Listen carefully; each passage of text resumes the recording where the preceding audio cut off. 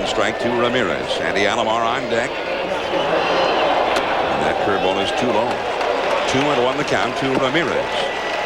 Sandy Alomar, then Omar Vizquel were in the lower part of the Cleveland batting order. They sent 5 men up in the first inning and scored an unearned run. The Orioles then sent 7 men to the plate in the second inning and scored 1 run.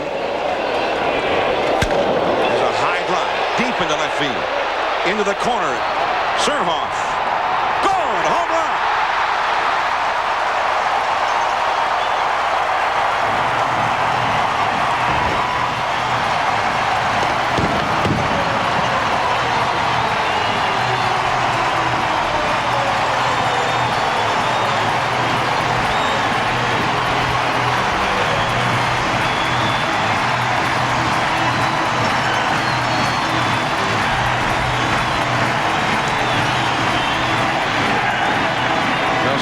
Graduates should know that pitching behind in the count is lethal. Both Messina and McDowell have been behind hitters all day long.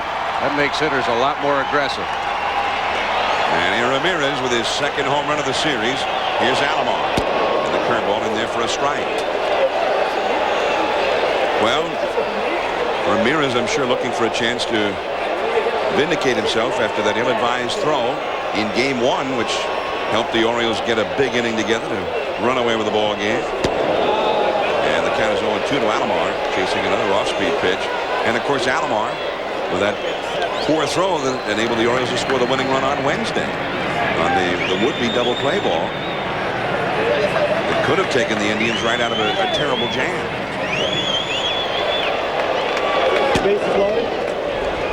John, I still feel that rule ought to be changed. And anytime a guy is inside the baseline, I think he ought to be called out. From the standpoint, Alomar had to readjust his throw. I think they ought to change the rule and make it definitive, because they put the umpires in the hot seat making a judgment on that. And sometimes they don't always have the perfect angle.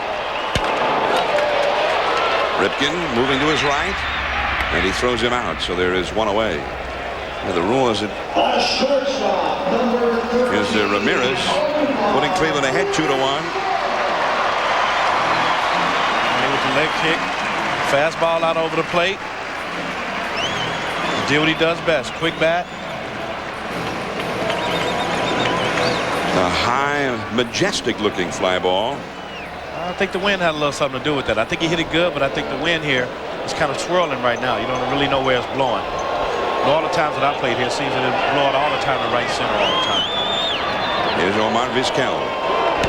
Drops the butt down. Nicely done. Barehanded pickup. Zeal. Wild throw.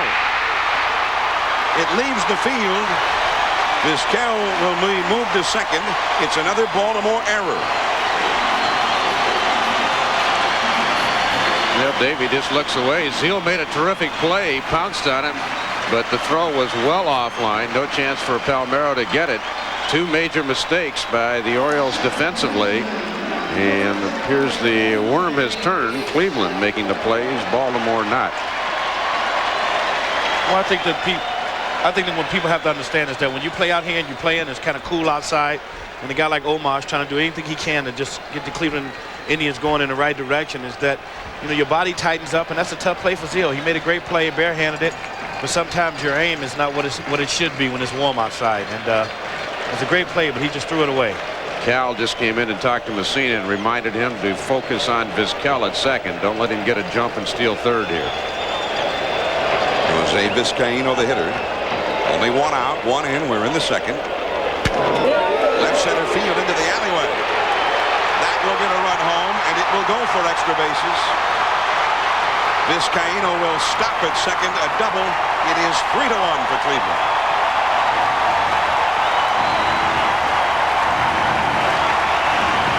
One thing to make mistakes, it's another to take advantage of them. Cleveland's done it both times. The error by Bonilla, Lofton scored, and the throwing error by Zeal allowed Vizquel to get to second, where he could score easily on the double by Vizcaino. Feel like a fork ball or a changeup from Messina right down the middle of the plate. Vizcaino just hit it the other way. With Brady and Surhoff playing kind of shallow in the outfield, just got right between the both of them.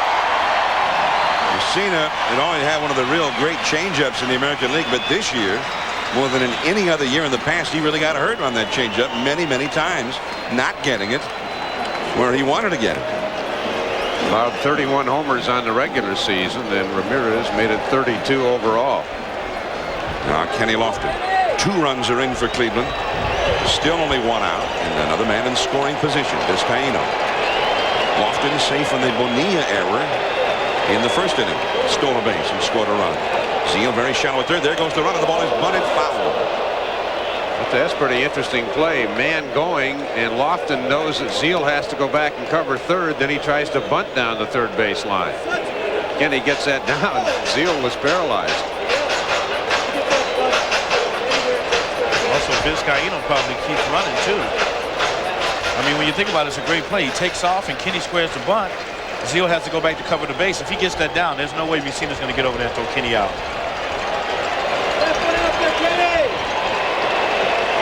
Again, Zeal comes way down the line from third. But again, you see it right there. But we've been seeing Cleveland just taking off at every opportunity on the base paths today. Cleveland has now stolen 6 bases in this series. This is the 3rd game. Time taken, no pitch. 1 strike. The count remains to Kenny Lofton. You got Zeal over there talking about having your attention divided. Zeal standing way down the line at third base, standing sideways before the pitch is thrown, looking over at Vizcaino the whole time. Messina and Zeal talk it over.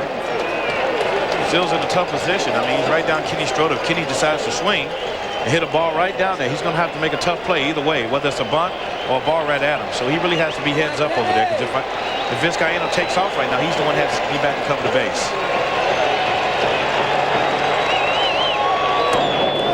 No indication of the bunt there. 1 ball, 1 strike.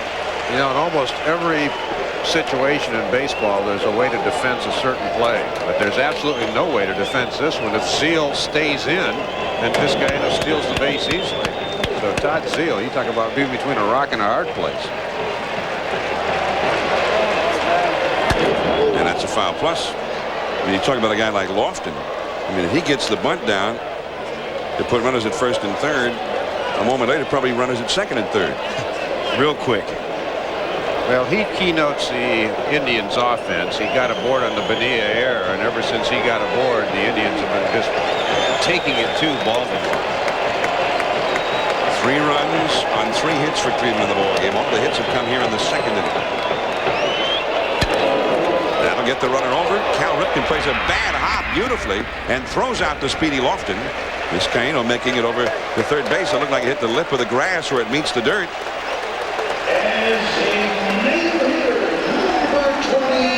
Typical Cal play right there. You know, Cal Lofton hit it, and it seemed like it hit off the edge of the grass. He's got a top spin on it. Hits a lip. Cal stays right there. Of course, he's always where the ball should be hit. He's always standing right there. Vizcaino with a good read. He knew by taking a couple of steps the ball was going to be behind him. So the Indians continue to be aggressive on the base paths. 2 down, and Vizcaino now at third base. Cleveland already ahead 3-1. Kevin Seitzer, the hitter, got an RBI on a ground out in the first inning. Fastball a strike at the knees. 0-1 the count. I think a pretty big out right here from Messina. Right now, he's got to stop the hemorrhaging for Baltimore. If Seitzer gets a hit, that's just going to fuel this crowd even more.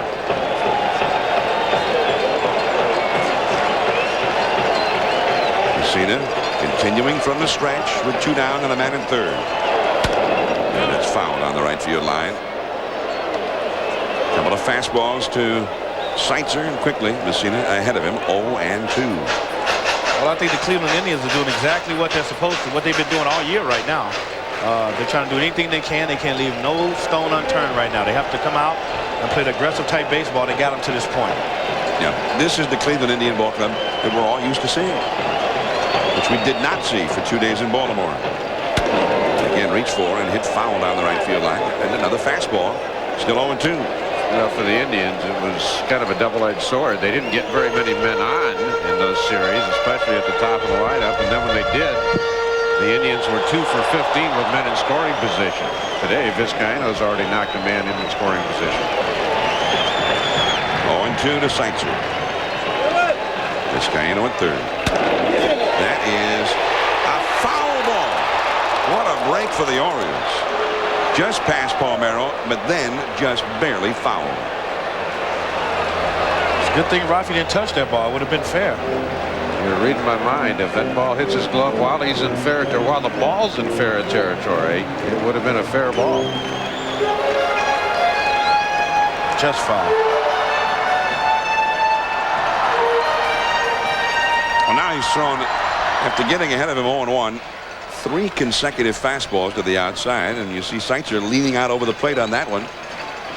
Well, you can see Bobby Bonilla in right field. He's trying to get himself out of the sun anyway, and they're shading Seitzer outside, so they're probably going to pitch to Seitzer's strength, which is hitting the ball the other way. If you're going to pitch him to his strength, you got to play him to his strength. 0-2 the count. There it is again. This time he took it. So that's 4 straight fastballs to the outside. Now it is 1 ball and 2 strikes.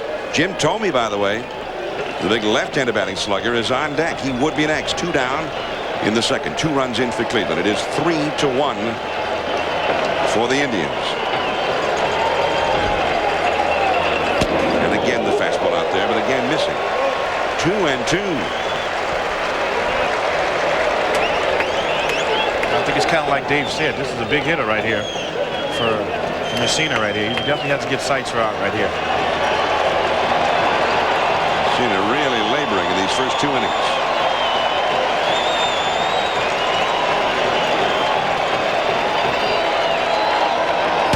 And again the fastball to the outside, and it's fouled away. You know, Kirby, you had great ability to hit it all fields. I remember seeing you so many times go down the right field line.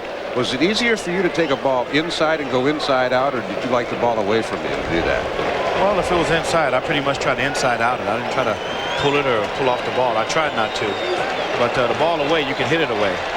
They say it's easier to teach a guy to hit the ball the other way than pull a ball. Bonilla battling the sun again. This time he makes the catch. Man, it looks like a nightmare out there. I told you, it's a tough position. 2 runs for Cleveland. Another Baltimore error in the inning.